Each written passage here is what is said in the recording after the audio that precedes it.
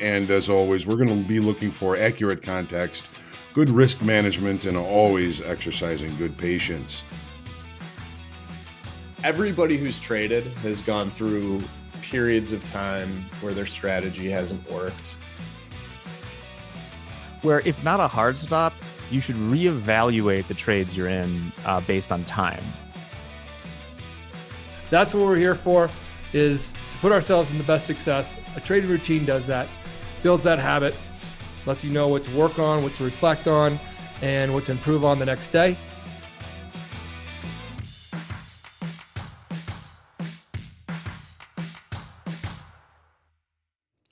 Good morning, my futures family. It is Monday, the 1st of May. Hard to believe it's already May. Doesn't feel like it around here. It's like 30 degrees out today. But happy Monday, happy Mayday to all of you. Remember, it is a European holiday and largely an Asian holiday. We may be missing some participants today. Keep that in mind. And again, happy Mayday to everybody. This is the Market Prep. My name is John Hoagland. As always, we're going to be focusing on trying to find accurate context, good risk management, and remaining patient in our trading. So this morning at 8:45, the PMI manufacturing final is due out. 9 o'clock, ISM manufacturing index and construction spending due out. This is the smallest list of information that we've got coming out this week. Tomorrow we've got factory orders, job opens, labor turnovers.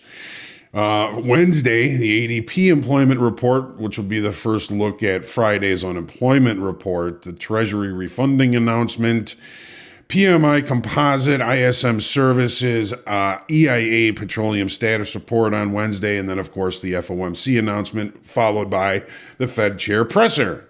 On Thursday, international trade in goods, jobless claims, more of a look at employment, productivity and costs, and the EI natural gas release. I don't know if I mentioned the EIA petroleum status report on Wednesday, nat gas on Thursday as usual, and then Friday, the unemployment numbers due out. So lots of economic numbers to be focusing on as our equity future indexes are set to open steady this morning. Starting the whole week steady. The main focus, of course, will be the FOMC unemployment report. Earnings, the largest is due on Thursday, and that is Apple. After the close, we've got over half of the S&P 500 already announcing their earnings. So we're rounding the far turn as far as the earnings season is concerned.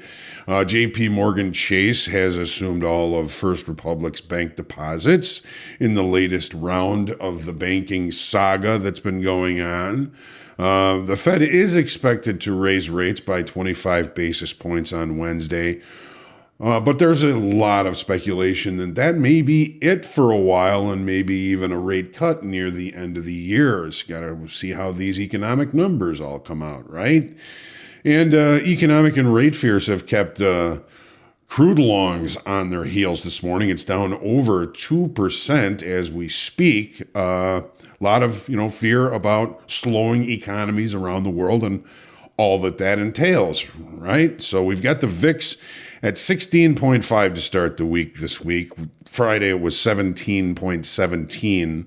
Dollar index 101.77, down from the same time on Friday, which was 102.06, and the yield on the 10-year almost exactly where it was on Friday at 3.47%, 3.46% on Friday at this time.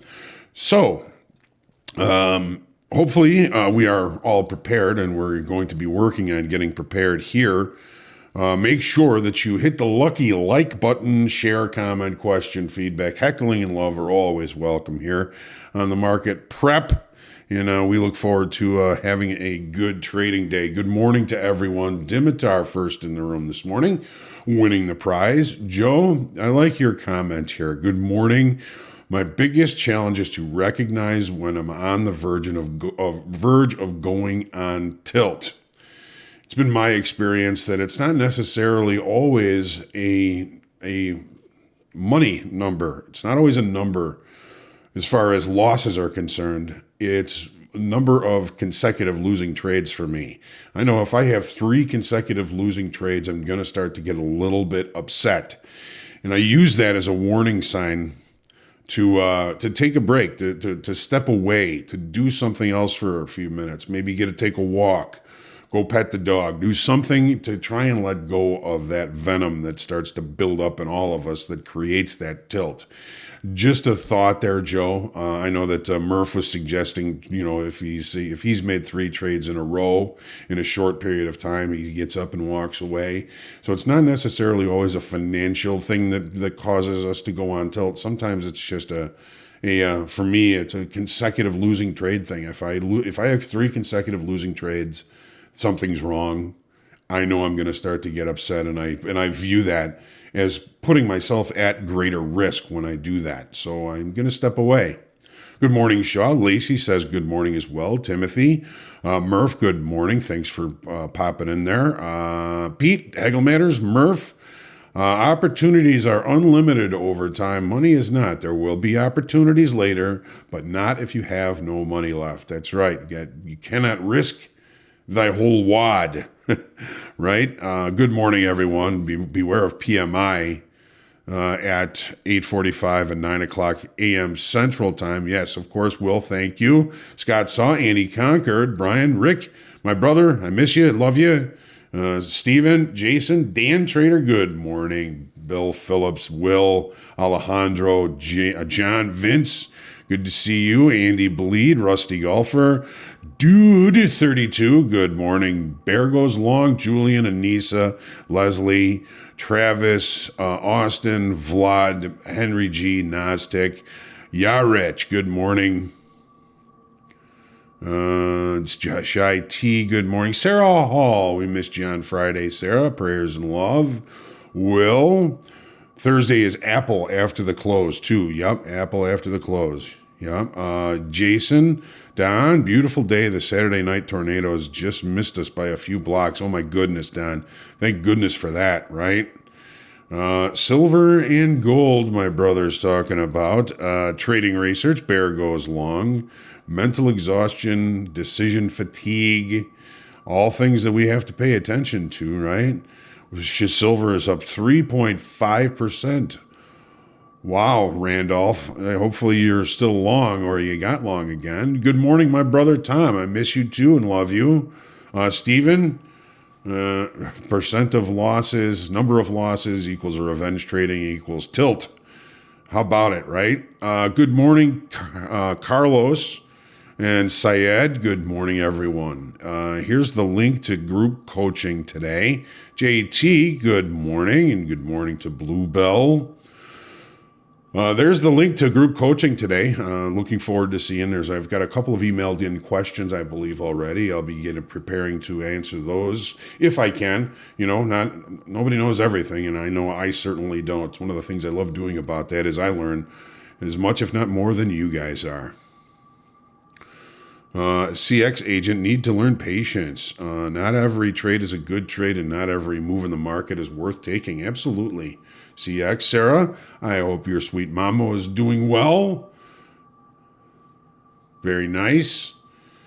I miss my mama. I'd love to go see my mom. And my dad. And my sister. All right, enough of that. Let's jump into the charts here and see what we've got going on. Make sure I've taken care of all the business. We do have, like I said, group coaching, 12:30 and 2 o'clock. Make Hogue Money, your opportunity to come in, trade my account so you can make me money. Always love that. All right. I believe in the rally sweater. Yeah, I did wear the rally sweater. We'll see what happens, though. One of the things that I was going to be talking about, I think, is a little bit this morning, is if you look at the monthly chart here in the S&Ps, that's April. I don't think we've seen a range this small since January of 2020, before the pandemic. There's a lot of money on the sidelines here. The investor grade, if they're sitting on their hands and they're not in this market and it starts to push higher, they're going to get squeezed in. If we do pull back, there's a lot of weaker structure down below in some of the daily profiles here. Watch the extremes of the April. The high 41.98.25, right up around 42. The low 40.68.75. It's basically a 130 point range. We've seen that in a day in volatile periods of time, not so much right now, right? So, all right, let's take a look here at the daily in the S&Ps. Start to take a look at what we're thinking here. As usual, it's Monday, and I'm going to be very patient in getting involved. What did we do here? Well, we had a pull off this low here. We had some pretty decent open interest on this day, approximately 12,000.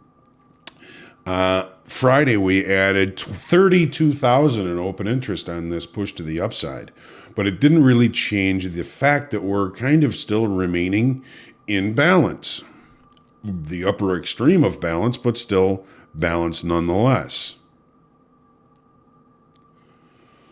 All right. So between Thursday and Friday, we added 44,000 in open interest. Maybe some of that money did come in and start to look towards the long side. Who knows? Maybe we've just got some shorter time frame speculators too long up there.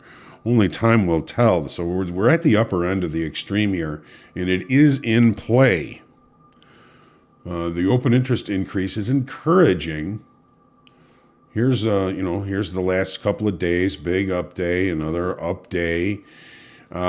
We did close at the high. We did put in a late spike. We have very little, if any, overnight inventory. It's really going to be if the market is going to accept higher pricing in the late spike or higher, or if it's going to reject the late spike and push back to the downside.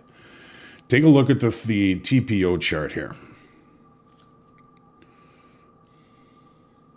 Let's go without the overnight. So it's a normal variation extreme day. The initial balance held at the lower extreme of the regular trading hour session, and here's our late spike. Take a look at our high, 41, I'm sorry, look at where it is right now, 41.86 quarter, 41.86 half is the base of the late spike. We open in the late spike or above, it's a higher probability of acceptance of higher pricing. We open below the base of the late spike, it's more of a probability that price will be rejected at these higher levels. So this, where we're trading right now, is really somewhat pivotal, at least early in the session here. What is a late spike? So a late spike is when price ranges throughout the day and then puts in a range extension right at the end of the day that doesn't have time in the regular trading hour session to find acceptance through time. So we look to where it opens the next morning. If the market opens in or above the late spike to the upside, the probability is continuation to the upside, which puts us possibly at the upper extreme and a potential breakout above that level. Take a look at this. So now we've got another. See, here's an recent high in the overnight session that remains hanging out there. The markets don't like that. Now we've got another recent high now in the overnight session.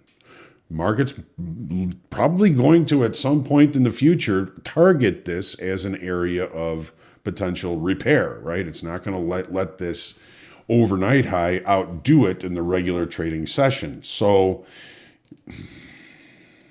it all depends on where this market opens as to how I'm going to handle this. All right.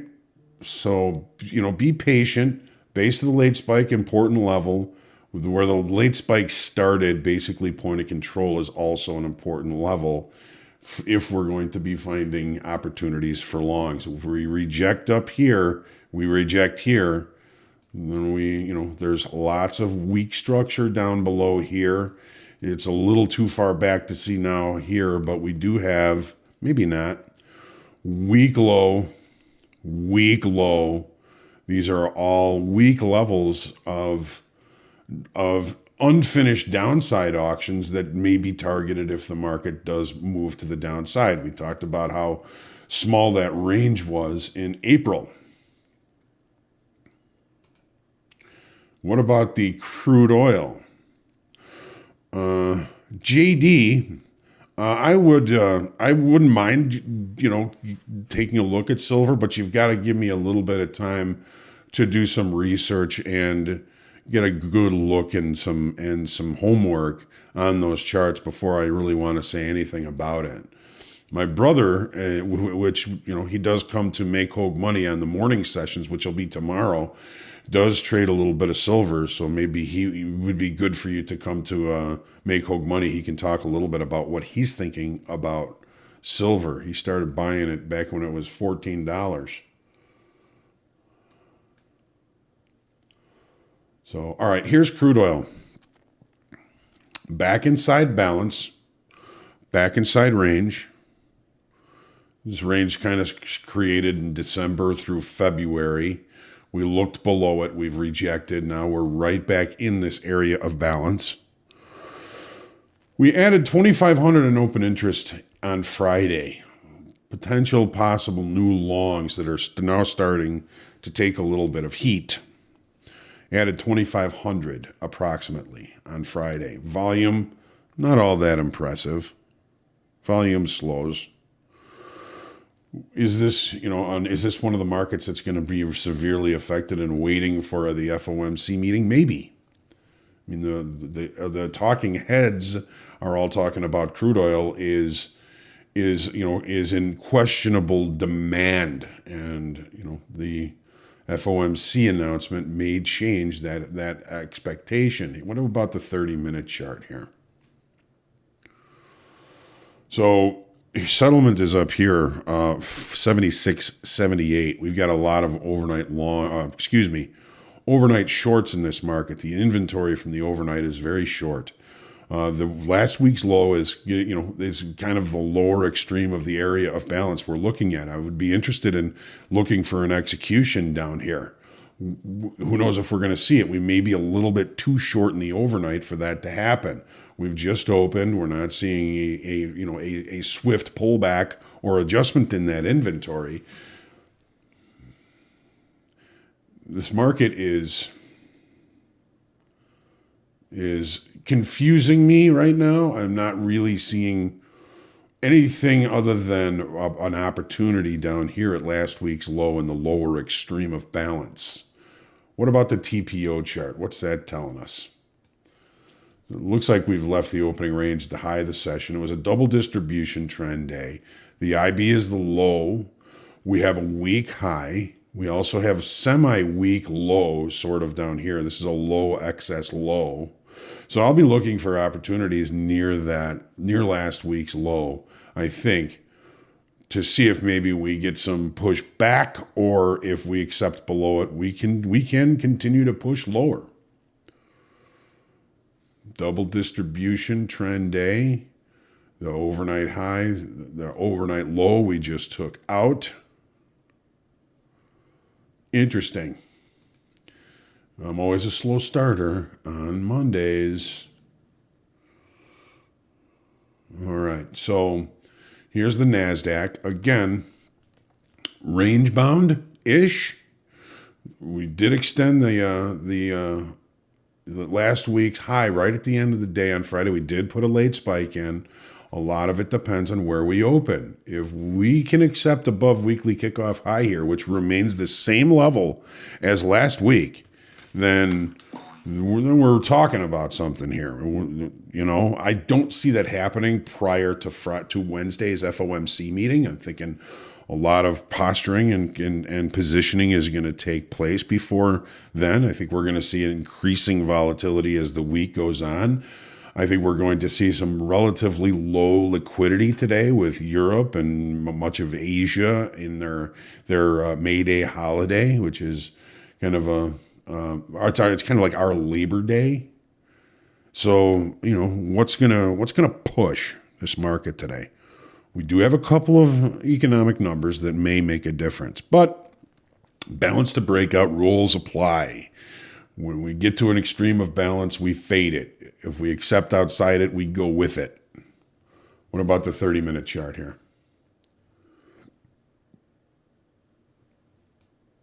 Okay, here's our late spike. Right here. I didn't get settlement on here for some reason. 13,320. 13,320. There it is.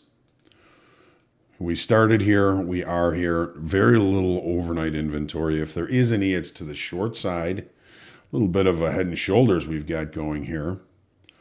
So where does this market open? Does it open in the late spike, or does it open below the late spike, possibly rejecting higher pricing?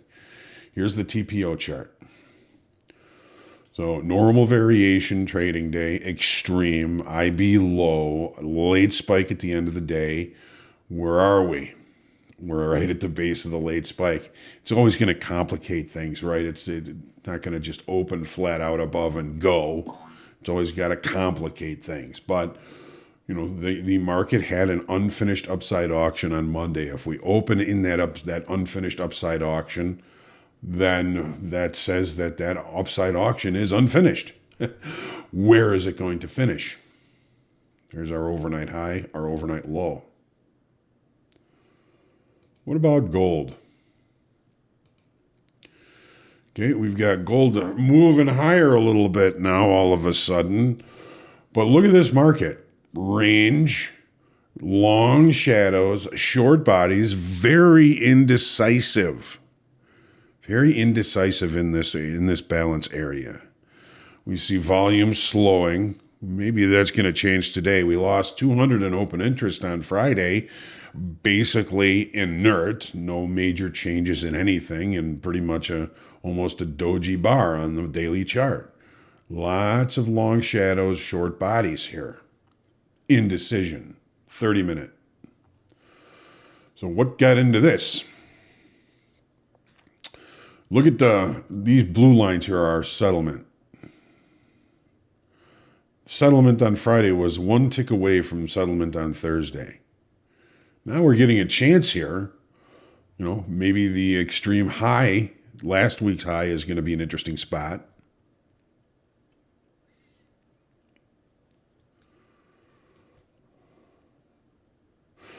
Open out of range, out of balance. When we open with a gap, we try and trade in the direction of the gap. If the gap is not filled, I'm not ready to jump in and start buying this thing here, though. I think we may have some inventory here that may be getting a little bit long if it's a shorter time frame. But when I look at this daily chart, this market is being largely controlled by the short time frame. What about the TPO chart? Normal variation, IB extreme low, bit extreme to the upside for this. We got a finished auction up here. Finished auctions down here. We're in the middle. I'm going to stay patient. Here's the euro. Euro also exhibiting signs of lack of confidence. It's fallen into range. We added 100 in open interest on Friday. Very similar to gold, but volume was pretty decent. Centrally located inside last week's range, we're in short time frame control. Central, patience, overnight inventory, no. In range and in value, yes. Stay patient, yes.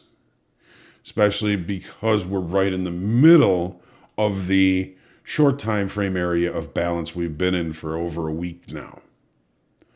So this breakout from this trend line was more about attrition, just not able to keep up that pace, than a real break in market state. So we went from a rally or a directional market state to upside digestion now. Market hasn't broken really the market state. It's just fallen into balance. Here's the TPO. So almost a double distribution trend day. There's a very weak high up here in the euro IB low. A couple of anomalies down here to come check out. It looks like we've already kind of checked this one out.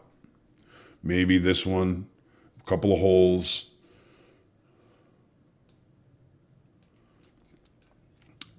Kind of a low excess high there. We're doing a lot of repair in here right now. Overnight low, overnight high looks like somewhat interesting areas. And the 10-year balance volume was pretty good. We added 31,000 in open interest on Friday. Not a huge number. Overnight low and overnight, or last week's high and last week's low look interesting. We've got an inside extended trading hour range here.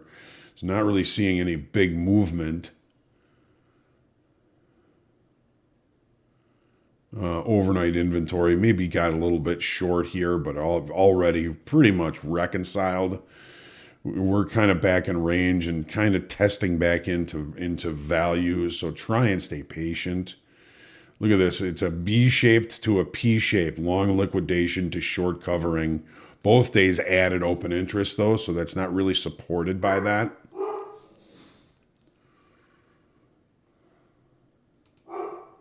And finally, let's get to the natural gas. Centrally located. We've got a big jump up towards weekly kickoff high on Friday. Last week's high, last week's low, centrally located again. I'm going to have to stay patient. Big move here on Friday. We took care of a couple of naked points of control. We tested the weekly kickoff high. We rejected it. We're right in the middle of range, right in the middle of value. No overnight inventory. Stay patient. Lacey barking at somebody out in front. But we're gonna have to, I think, stay patient. Yeah, she's excited about natural gas, right? I don't know if you could hear her, but yeah, she's all the way in the front of the house, probably barking at somebody walking by with a dog, and she gets very upset when there's people walking dogs and the dogs aren't her, because as we know, she is the center of the universe. But I'll get her out for a walk in a little while. Get a little exercise myself. Watch the opens here. Watch the 9 o'clock, 8:45, and the 9 o'clock numbers, and then we'll get her out for a nice little walk. She's always loves that. So, but it's kind of rainy, kind of cold, but we'll get her out there, and then we're gonna have a good trading day. JD, I will start kind of looking at a little bit more of the silver. Maybe we'll just replace the natural gas with silver as we taking a look at that. I mean, I'm all for that. I don't think I would trade natural gas, but I have been looking at silver, and I know my brother likes to trade silver, and I think it's a good instrument possibly to trade. It's a little pricey, but it's not necessarily a bad thing, right? So, all right, let's take our deep breath. Stay humble, grateful, creative, and centered. Put your rally hats on. Put your rally sweaters on. See if we can get these equities to put in a new high at some point, a new all-time high at some point this year. Would be great, right? Be good for everybody's 401ks. But we'll see what happens. We're going to trade what we see, no bias. And we'll see you later on. Remember, it's group coaching and make Hogue money, and I'll try and follow up today with a reflection, and we'll see what happens. Get out there and trade well.